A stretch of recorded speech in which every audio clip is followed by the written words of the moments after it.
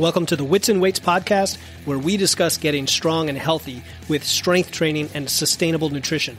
I'm your host, Philip Pape, and in each episode, we examine strategies to help you achieve physical self-mastery through a healthy skepticism of the fitness industry and a commitment to consistent nutrition and training for sustainable results. Welcome to another episode of Wits and Weights. This is another live training in the Wits and Weights Facebook community, which is totally free. It gives you access to lots of free, valuable content, challenges, guides, nutrition blueprints, even early access to podcast episodes. And you can see me posting regularly to follow along with my upcoming fat loss journey if you would like. So just click the link in the show notes to join. Again, it's the Wits and Weights Facebook community, which you can also just search. And my name is Philip Pape. I'm a certified nutrition coach, body composition expert, and founder of Wits and Weights. And as always, I would be very grateful for your support. And the easiest way to do that is to submit a 5-star rating and review on whatever platform you use to listen to your podcast. And then tell others about the podcast if you find it helpful. So with that, let's get into today's topic, which is everything you need to know about fat loss.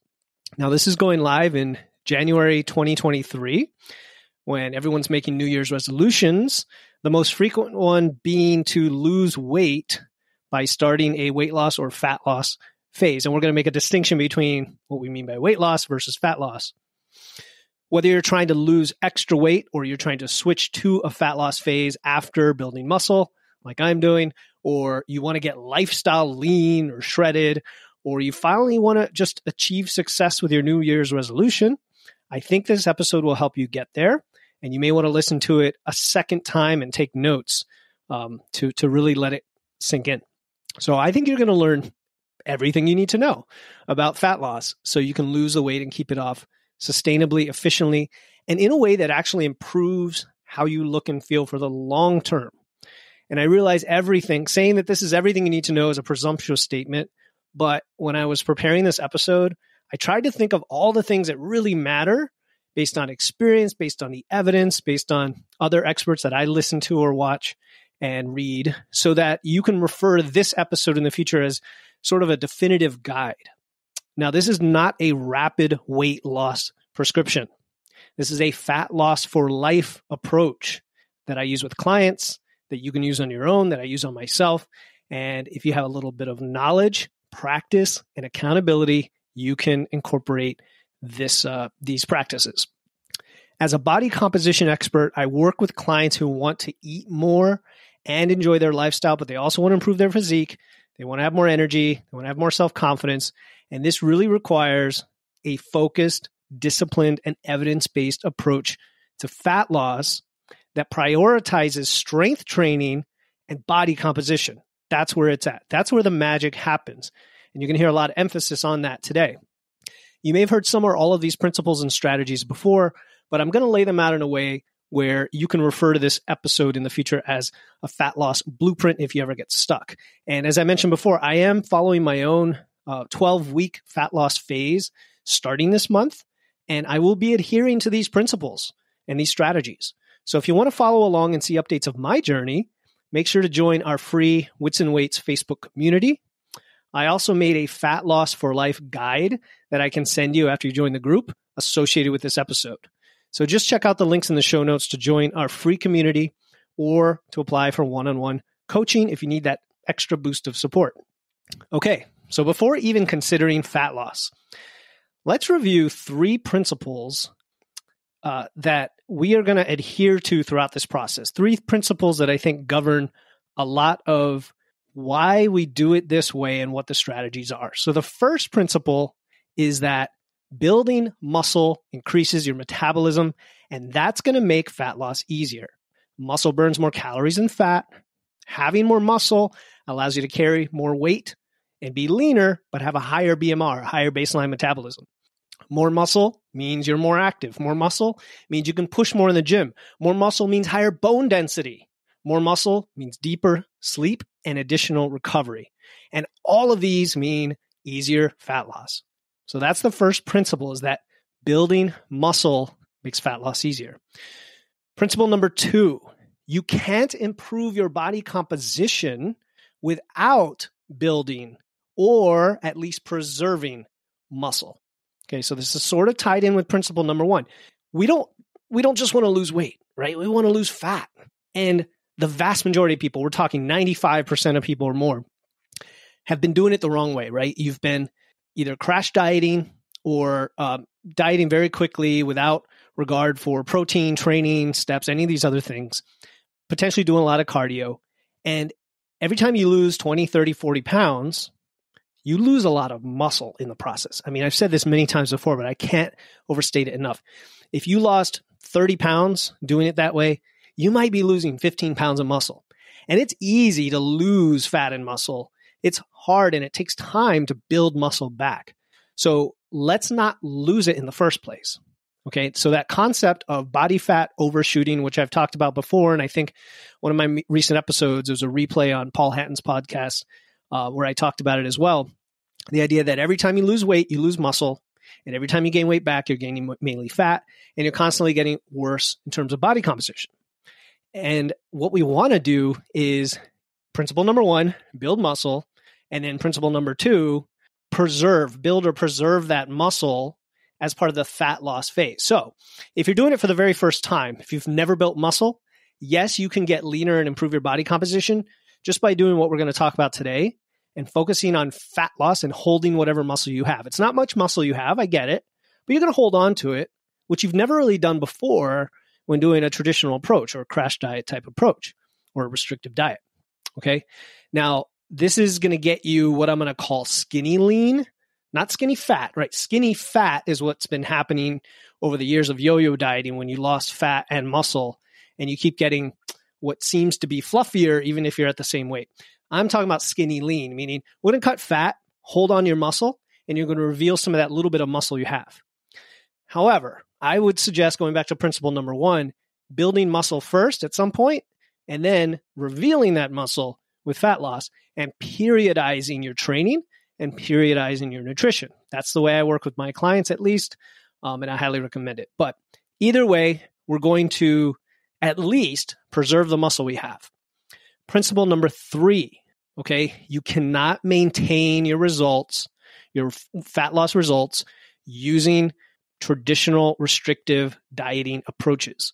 We don't want to arbitrarily cut out food groups like all carbs or pick a one-size-fits-all low-calorie target, like an 800-calorie target that Optavia and these other damaging, highly dangerous programs use. We don't want to rely on a packaged food service where we don't really even know how to make our own meals. And I'm not talking about food delivery where you still make the meals and they serve the ingredients. I'm talking about programs where you're spending hundreds of dollars a month and they're delivering all your food and telling you to eat it this specific way. And then we don't want to use something like fasting as a primary fat loss technique. It's a tool in the toolbox for certain people, but it's generally not something you need. And it's not the sure way to fat loss. So those things I just mentioned, that's just a few of them, are all short-term fixes. I guarantee that you will lose weight on those, but at a huge cost to your metabolism, to your behaviors, to your lifestyle, and really to your ability to maintain results once those diets are done or whatever approach you're taking. Because then it's like, what do I do now? Instead, we need a flexible approach, right? We call this flexible dieting, a flexible approach that lets you enjoy dining out, social events, food and drinks you prefer, and maybe not those that you don't prefer, and something that works whether you are losing, maintaining, or gaining weight. So in other words, we are going to learn the skill of manipulating your nutrition to fit whatever dietary pattern makes sense for you and your goals. And by definition, this can change with your goals. So it's a flexible approach. So those are the 3 principles, okay? Principle 1, building muscle makes fat loss easier. Principle 2, you can't improve body composition without building or holding on to muscle. And number 3, you can't maintain your results using a crazy restrictive prescription. So that brings us to the strategies, okay? And I'm going to start with the first 3 strategies, which I think you're going to want to put in place before you even think about dieting. And by dieting, I mean going into a calorie deficit. Okay, so the first strategy, start strength training now and always train as if you're building muscle, even when you're dieting. So I'm going to go through what I mean by all this. But basically, if you're not strength training, look to do that first. Seriously, I am that guy who says strength training is so pivotal to this, even as a nutrition coach, that I want you to be doing that from the beginning because it makes everything else work better. It makes it easier and so on.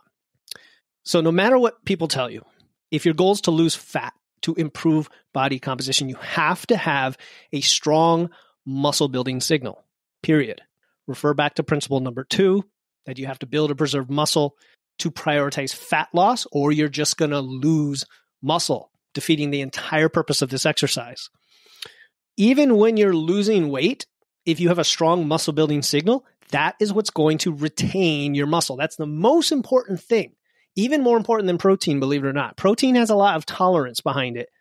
Shocking as that may be to hear from me, I've come to realize from the evidence that the training signal is the most important thing. Our goal when we train, whether we're gaining or losing weight, doesn't matter.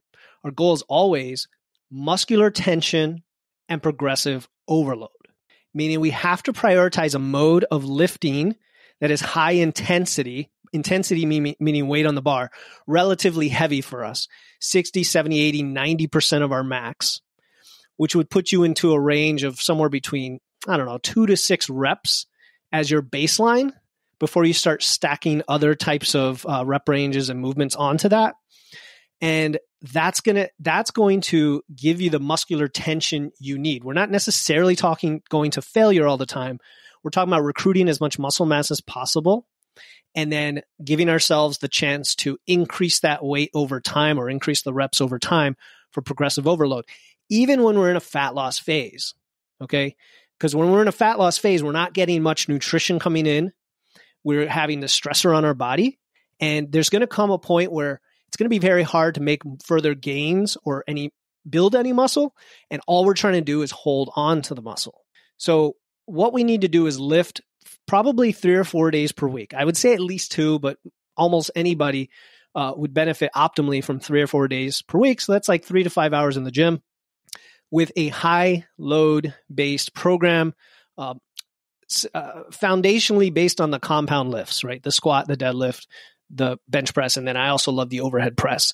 I actually posted in the community group not long, I think it was last week, about my own switch in my programming from a 4-day power building program where I was going an hour and a half to the gym to a 3-day basic barbell programming, but in a low rep range to give me plenty of stimulus to hold on to that muscle during a dieting phase. So it's probably the opposite of what a lot of you are thinking. You're thinking, I need to go with, more cardio, more endurance, more reps to burn the fat. No, we need to go heavy to give the stimulus to muscle so that you maintain that muscle.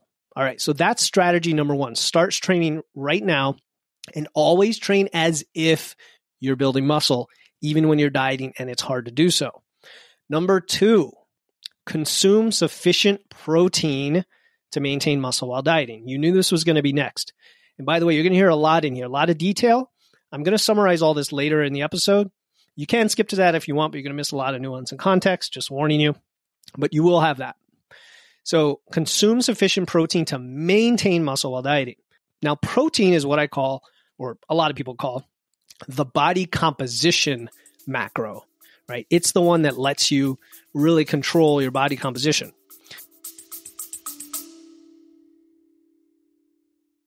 Hey, listeners, this is Philip Pape, and I'm excited to announce our upcoming totally free 21-day challenge starting December 1st. It's called the Wits and Weights No Diet Holiday Body Recomp Challenge. This challenge is about learning how to achieve body recomposition. That's building muscle and losing fat at the same time without dieting or restriction throughout the holidays. I'll be giving you free videos, guides, and personalized coaching in a private group chat to help you enjoy the holidays while being satisfied and guilt-free.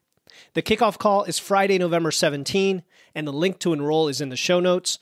no matter what episode you are listening to.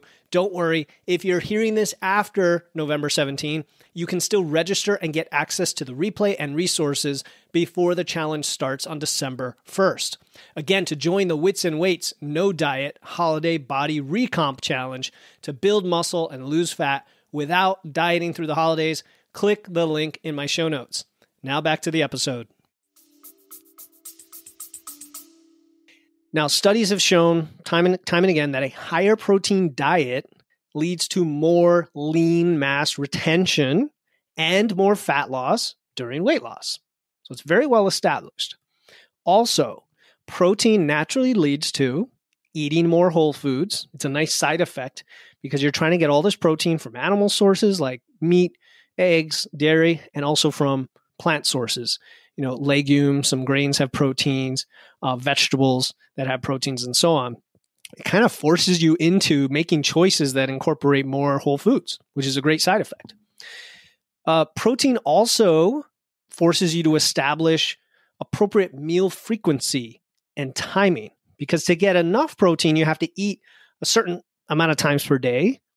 And then that forces you to kind of time your meals throughout the day to optimize muscle building and muscle retention, which is another way to say of just having enough protein spread evenly throughout the day. And then it also crowds out other foods that don't serve your goals, which is kind of tied to the first thing I said about it gets you to eat more whole foods. Now, I suggest building your protein habit as follows. First, just get protein every time you eat. Okay, a lot of people aren't doing that right now. If you think about your 3 or 4 meals a day, is there a meal that just doesn't have protein? For a lot of people, that's breakfast, right? Bagel, muffin, cereal, oatmeal. I mean, oatmeal has a little protein, but it's like trace amounts. And you realize, well, if you don't have eggs or cottage cheese or meat, or even a protein shake, whatever, you're probably not getting protein at that meal. So the first thing is just get protein at every meal. Then we step it up and we say, okay, let's make sure to eat 4 or 5 times a day where there's always protein. And 1 or 2 of those may be just protein. It may be just a bowl of Greek yogurt, right? It may be just a whey protein shake. And then the next step up from that is to actually track your protein, which is going to be in the third strategy I'm going to cover in a second.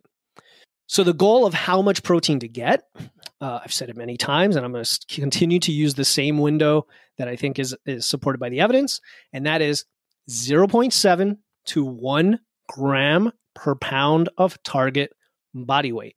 So if you weigh 250 and you want to lose 50 pounds and get to 200, you're aiming for between 140 and 200 grams of protein. Pretty straightforward. And it's a big range. If you're on the lower end of that range, most people are perfectly fine. Okay, I'm not going to be a zealot about the 1 gram per pound if that's just such a far cry from where you are today. Or if you're dieting and we're talking about fat loss and you don't want to have so much protein that it crowds out the fats and carbs. So there's a fine balance there. Now, leaner individuals or people further into a diet may need to actually have higher protein just to continue to retain as much muscle as possible. That's where we get worried about the muscle loss accelerating. So keep that in mind. So that was strategy number 2, is to consume sufficient protein. Strategy number 3 is, checking my notes here. Strategy number 3 is to use data to maximize your results and stay consistent. Okay, so notice I'm making these strategies somewhat generic, and then I'm diving in with specifics that I recommend. But the principle of the strategy is that the more information you have about your body and how it's changing, the more you can respond to it and continue to make progress toward your results, as well as stay consistent and hold yourself accountable. Whether you're working with a coach or not, having that data will give you its feedback, right? It says, okay, I'm not doing what I need to be doing to get from here to there, and I have a process to follow. And the data I'm gathering every day is telling me how I'm tracking on that process. So here's what I recommend. I recommend tracking at least calories and protein, but go ahead and just track all your macros because it's so easy to do with technology today. Why limit yourself to calories and protein? That's my opinion. Having said that, if you know your calories and you know your protein, to track calories, you're going to have to track the calories in their food, which generally comes along with the macros. And then you're going to know what your fats and carbs are anyway, even if you don't care where you fall on those fats and carbs. You feel me there? So it kind of all works out anyway because calories and protein are what's most important to hit. The fats and carbs are much more flexible. Now, what I recommend an app called MacroFactor. So in the past, I've lightly suggested it. More and more, I'm coming to find that not only does everyone I know on this planet who've used it prefer it over all the other apps, I've seen coaches who are just diehard MyFitnessPal users or Chronometer or RP users switch to MacroFactor, and they're all like, okay, we're not going back. It's just that helpful. Like I rarely see something that's designed with what we are trying to do so clearly in mind, right? The developers, the team behind it, the owners, the community is just all toward this. So I'm an evangelist for it, I admit. MacroFactor, I do have a code, an affiliate code that will give you an extra free week in your free trial, although you're going to end up wanting to buy it anyway. But you can use my code WITS and Weights when you sign up for the free trial. It also supports me, so I really appreciate that. But heck, I'm a user. I've used it since day one. I still use it. I'm going to continue using it in my upcoming fat loss phase that you're going to follow along in our group with if you want. And all my clients use it. So everybody that I recommend use this. And when people reach out to me asking for help, like, oh, I'm having trouble with my protein, I'm having trouble with this. First question is, are you logging? Are you tracking? Because how do you know what you're eating, the quantities, the macros, the balance, unless you track? We are terrible at estimating calories. That's just a fact. And as much as you want to do intuitive eating, you can't do it without the intuition developed first. That skill of, okay, I'm going to intuitively eat. Do I even know how many calories or macros are in this food on my plate? No, generally you don't unless you've tracked it. So use something like MacroFactor to track your macros and calories. And then the other thing you want to track is your weight.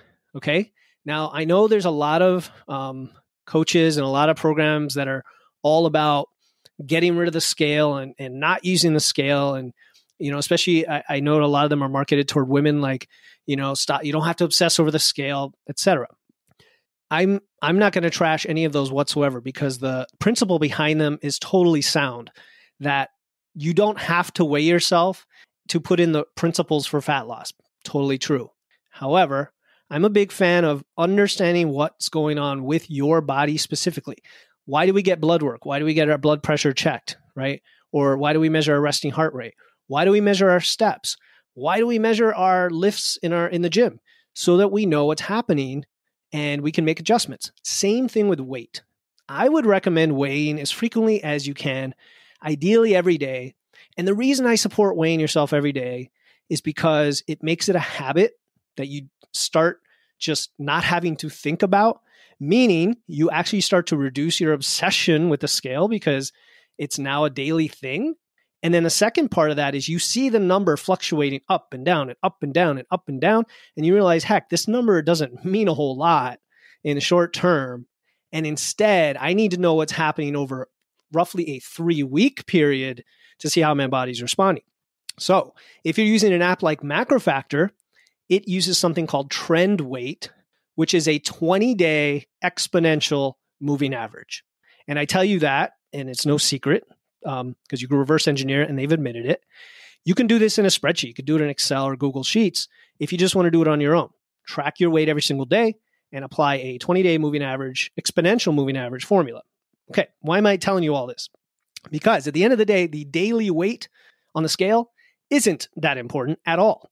It's the 2, 3, 4 week change in your weight that's important. Once you have your calories in and your weight, which is the output of your energy, then that will let you monitor your current daily metabolism, daily or weekly, however, whatever resolution you're using. If you use MacroFactor, it's every day. If you do it on your own manually with the spreadsheets, roughly every week, you're going to get some decent data. And MacroFactor calls this dynamic maintenance. And what this allows you to do is see exactly how your body is responding to everything, to your activity, to your food, everything you do, so that each week you can adjust your calorie intake and keep progressing toward your fat loss goals. So that really is kind of the crux of why data is important, isn't it? All right. So I just shared the first 3 strategies, and I want you to put these in place before you continue to the remaining strategies. So number one, start strength training properly. Number two, consume sufficient protein. And number three, use data, track your calories and macros, and track your weight so that you have what you need to make adjustments and to stay consistent, because we truly are trying to do this as effectively and efficiently as possible, as quickly as we can. We're not trying to, go for months and months and months and hope that we lose weight and fat, because nobody wants to be hanging around that long in a diet. Hey, this is Philip Pape, and if you feel like you've put in effort to improve your health and fitness but aren't getting results, I invite you to apply for one-on-one coaching to make real progress and get the body you desire. We'll work together to figure out what's missing so you can look better, perform better, and feel better. Just go to witsandweights.com/coaching to learn about my program and apply today. Now back to the episode. So once you've done those first three things, we get to strategy number 4, is to spend time finding your true maintenance before you actually start the diet, before you go into a calorie deficit. I would say 4 weeks is usually a good time frame for a lot of people. And if you're using MacroFactor, you don't have to do anything like reverse dieting, where you slowly up the calories over time and it kind of takes forever to get there. No, just eat at your dynamic maintenance. You're going to know week to week what your maintenance is. Maybe you overshot a little, maybe you undershot. You're not going to gain a whole bunch of weight. It's going to keep you roughly in your maintenance level. And in about 3 weeks, maybe 4 weeks, you'll know exactly where you need to be to start your diet. All right. So all of these prerequisites are going to help you. They're going to set you up for success, and they're going to set you up for retaining that muscle and losing that fat. All right. Strategy number 4 that I just mentioned is spend time finding true maintenance. And if you use MacroFactor, it's going to happen pretty quickly. Number 5 is, now we're going to go into the diet. So this is critical. Unlike all the restrictive diets out there or the named diets where you're not counting calories and you really don't know how quickly you're dieting or slowly, maybe you're going too slowly, we are going to use a known moderately aggressive deficit. Moderately aggressive is the word I like to use, meaning we want it to be aggressive enough that we get it done quickly, that we get the fat loss done as quickly as we can, but moderate enough to avoid losing muscle and also to keep it sustainable, right? Because if it's too aggressive, you may also feel like you're suffering because you're just not eating anywhere close to where you would feel good. So it's that fine balance between get it over with and keep it going, right? So what am I trying to say here? If you're training and if you've got the protein, you're in a great position. And what we're going to aim for here is 0.25 to 1% of your weight per week. I've found through experience and working with clients that 0.5 or 0.75%, kind of in the middle, is the sweet spot where they can do it consistently and see the fat fall off, but not feel like they're suffering and it's just a constant like, oh my God, I binged and I couldn't help myself because I'm so hungry. We don't want to be in that state. So the range is 0.25 to 1. Find a sweet spot. So for example, I'm at 185 and I'm going to go pretty aggressive at maybe 0.8 or maybe 1%, maybe the full 1%, because I want to get it over with in 12 weeks. But I'm also dieting on way more calories than I used to because I've added muscle. You see, this is where it comes in handy, because I can diet on something like 2,200 calories and actually lose 1%. Somebody else that might have to go down to 1,400 calories. It's a big difference in your ability to do the diet. So number 5 is to use a moderately aggressive energy deficit. Number 6 is to select foods to prioritize appetite management. So this is the only strategy where I'm actually talking about the food you eat, and you'll see why. I think this is really important. When you think of named diets like keto or vegetarianism or whatever, they're all about cutting things out. Or there's good and bad foods, or there's clean and dirty, clean eating, or just cutting something, right? Something crazy. So it's not about that. What we want to do is select foods that we prefer, that meet our calories and macros, but that minimize our hunger as much as possible. I think appetite management is one of the primary drivers during fat loss of selecting foods that meet all your other needs: protein, micronutrients, hydration, calories, and mitigate the most important adaptation that negatively affects us during a diet, which is hunger. Really, hunger is the big thing. Yes, adherence is important, and all these other things I'm talking about have to do with adherence, but managing hunger is probably the biggest thing that comes from hormonal downregulation when we're dieting, because all of our hormones are leptin, ghrelin, cortisol, thyroid, everything. They all tend to gang up on you and to make you want to eat and survive, because you're like, come on, you're not bringing in enough calories. We're going to have to keep pulling from your fat cells. Well, that's what we want. That's the trade-off we want, is the fat cells to shrink. But as a result, we get these other symptoms and we get some adaptation. So we're going to select foods that minimize hunger as much as possible, which then generally results in you eating a wide, diverse variety of whole foods. Very much like protein gets you to eat more whole foods. So what does this look like? Okay, foods that are higher in fiber, fruits, vegetables, whole grains, making smart decisions to, say, go from, white bread to whole grain bread, or go to white rice to brown rice, or, start eating oats or quinoa, right? Substituting starches and grains for vegetables where you need it. So the further you are into a fat loss phase where you have low calories to work with, if you're dieting on 1,600 or 1,500 calories, you don't really have a lot of carbs in there anyway. And the carbs that you do, you want to get full from. So you're going to want to prioritize vegetables, or even something like potatoes. Potatoes are very high in fullness, as long as you don't put butter and sour cream all over them. Substituting vegetables in, using something like vegetable soups, where you're combining the benefit of water and hydration filling you up with filling vegetables like zucchini, for example, zucchini, tomatoes, and so on. On the other hand, which is kind of the opposite of soups, eating foods that are harder in texture. And I hear Eric Trexler mention this all the time. Harder texture will slow down your eating, will allow you to chew for longer. It'll lengthen the amount of time you eat. And it actually increases your sensory satisfaction. It sends a signal in your brain that you're actually eating food, and you're eating a decent amount of it. You're chewing and swallowing, chewing, swallowing. And this can actually manage your hunger and make you feel like you've tricked yourself into feeling like you've eaten more. What's another thing? Staying hydrated. So when you're hungry, sometimes you're thirsty. Just drink a glass of water, or drink a glass of water before every meal, for example. Stay really hydrated. I like to use a salad every day at lunch. When I'm in a building phase, I don't do that so often. When I'm in a fat loss phase, I plan to incorporate lots of greens with my protein at lunch, because they're fibrous and they fill you up. Shift toward lower or 0 calorie drinks. Okay, this can make a big difference, because drinks don't really fill you up. But if they have calories, they give you calories that don't fill you up.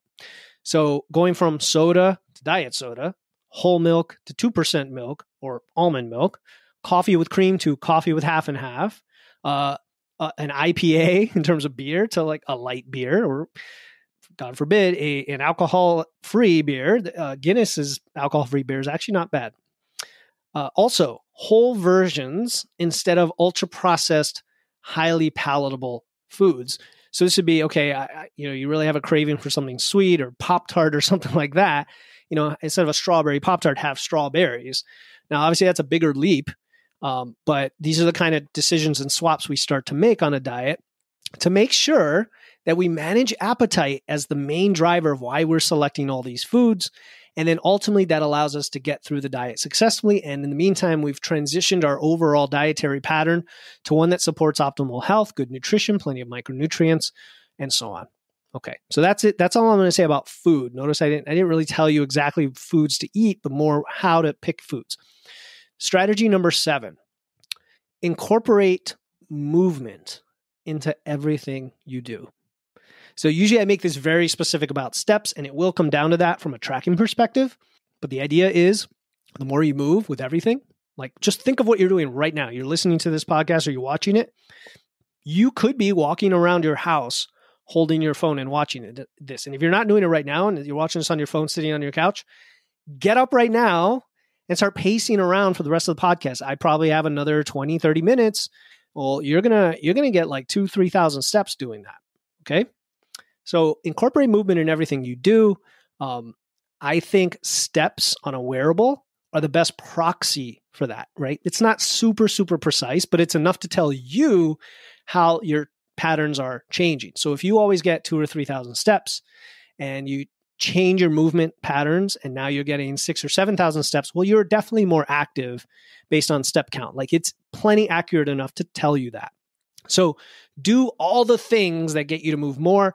Go listen to episode 34, which was another live that I did and recorded it. It was all about walking, and it's more exciting than it sounds. There's a lot of great stuff in there and strategies and things you can try and why walking itself is so beneficial.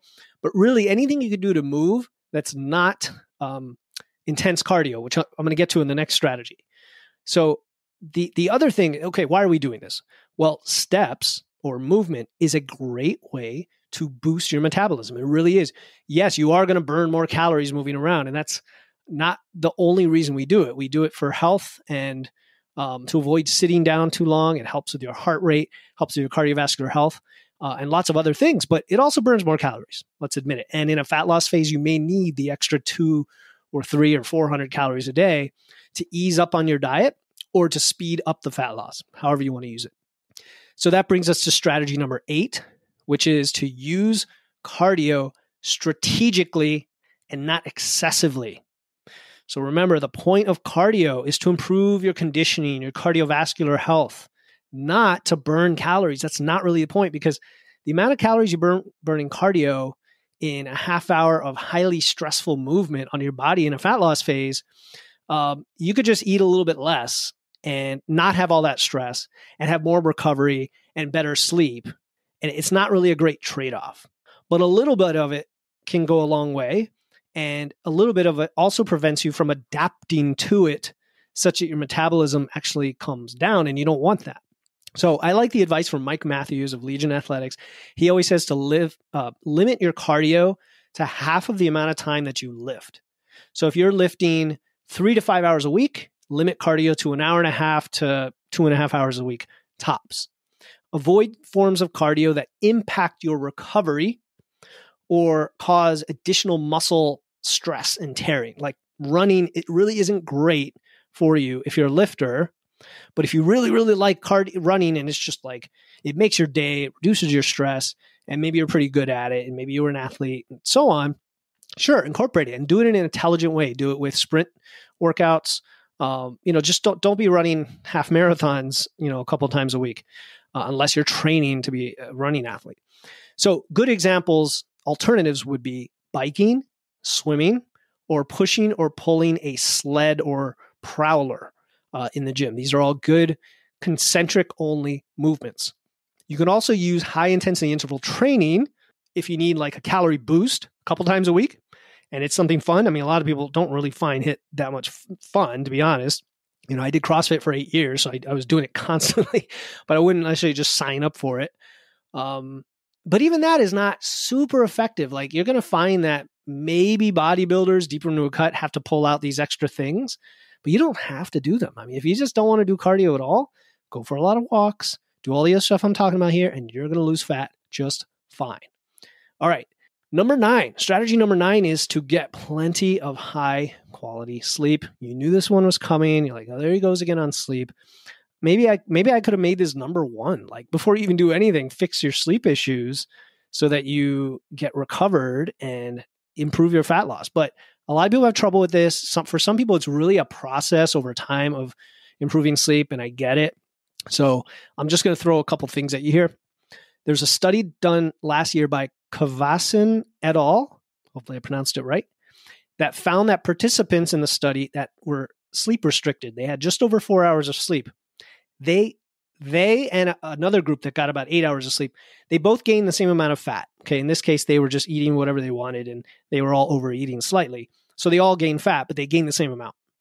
The sleep restricted group, they gained more than 3 times of that fat in the abdominal area than the other participants. So the body fat gain was the same, but the belly fat was up by 9% in the sleep restricted group, and it was only 2.6% in the normal full sleep group. So even if you're doing everything right and you're at the right calories and everything, all the other stress, just not getting enough sleep can cause you to store fat in your belly. which I know is a problem for a lot of people, especially, women, especially in perimenopause and postmenopause. It becomes an issue because of the effects of the reproductive hormones and estrogen for that fat storage. But men as well, right, with the beer gut, think about it. Sleep has that big of an impact. The other thing is, so if you're not really tracking and staying on top of all the other things, which we are, right, we're going to be doing that, sleep deprivation can cause people to just eat more calories. It just makes you hungry and makes you eat more. It lowers your metabolic rate. This is a hormonal thing. It downregulates your hormones. It causes the appetite.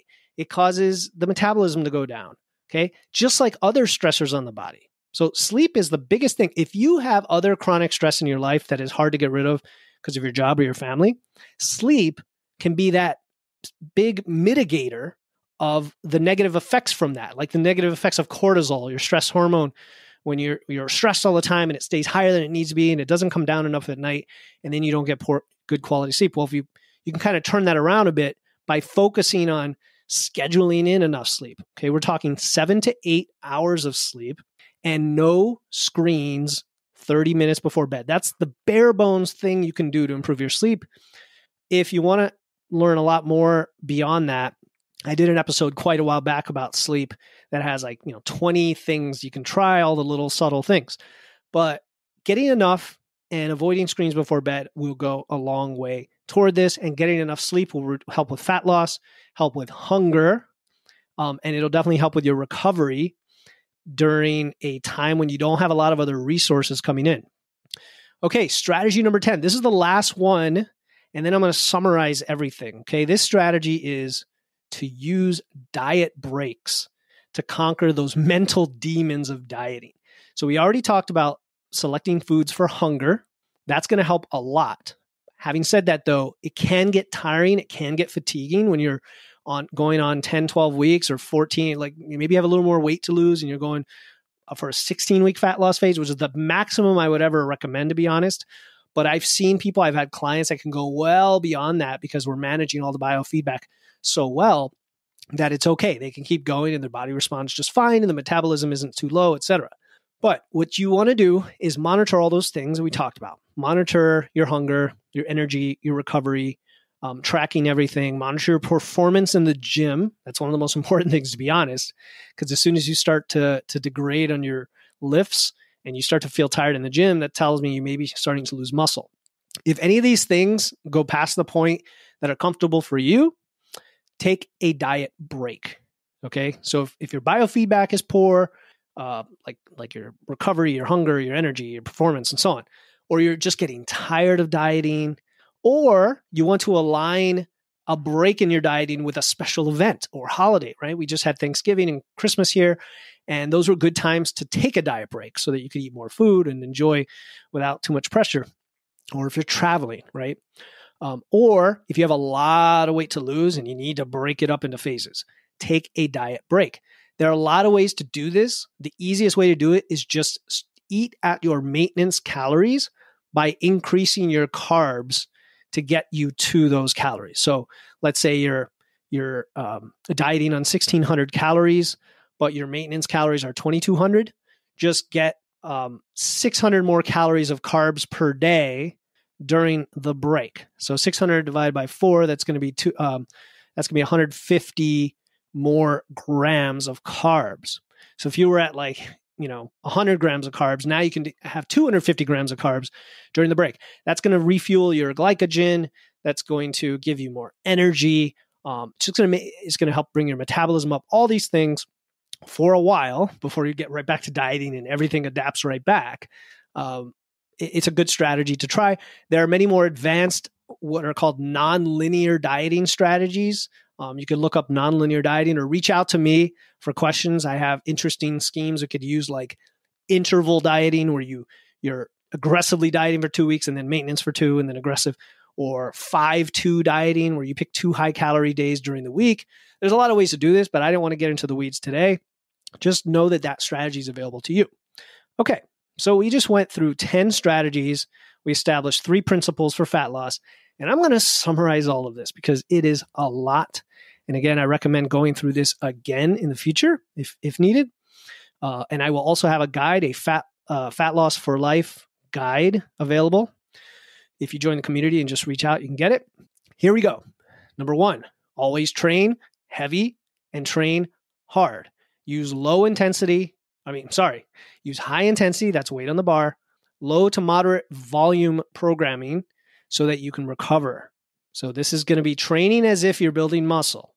Number 2, track your calories, protein, and weight so that you know your dynamic maintenance for your metabolism before we go dieting. So this is actually number 2 and 3. I'm sorry.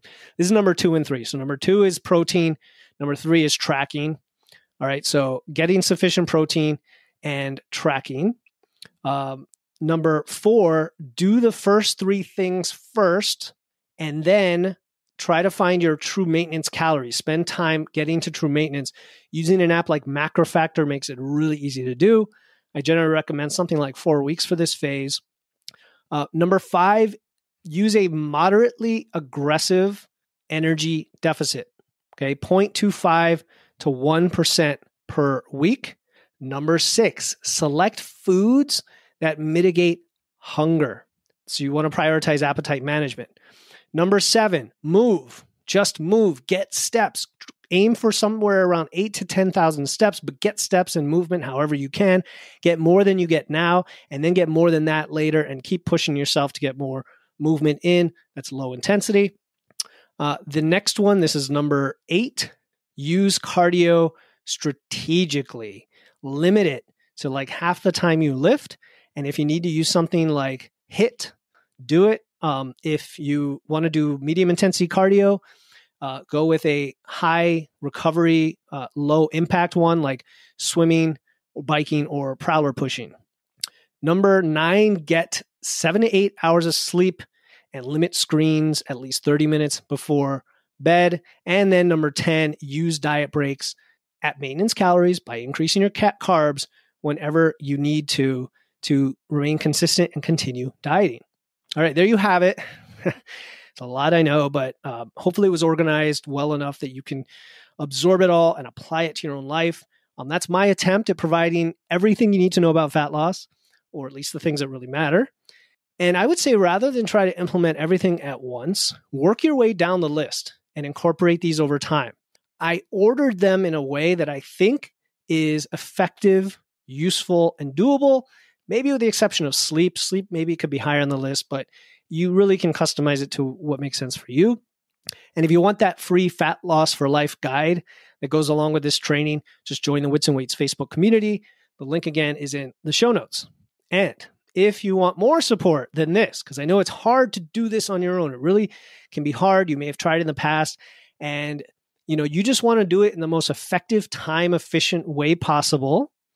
I do have a few spots open for one-on-one coaching where we're going to work together on all the things I talked about in this episode to get you the results, the body you deserve, a sustainable plan to maintain those results for the rest of your life. The easiest way to get in touch is go to witsandweights.com/coaching, where you can fill out an application or DM me directly. And then I'll just set up a quick call with you and see if it's a good fit. And then if it is, we'll get started. Again, just go to witsandweights.com/coaching. If you have any questions about any nutrition or fitness topic, go to witsandweights.com and look for the Ask Philip section on the homepage. And lastly, I really do want to thank you, and I do appreciate you for taking the time out to listen to or watch this episode. And as always, stay strong. Thanks for listening to the show. Before you go, I have a quick favor to ask. If you enjoy the podcast, let me know by leaving a 5-star review in Apple Podcasts and telling others about the show. Thanks again for joining me, Philip Pape, in this episode of Wits and Weights. I'll see you next time, and stay strong.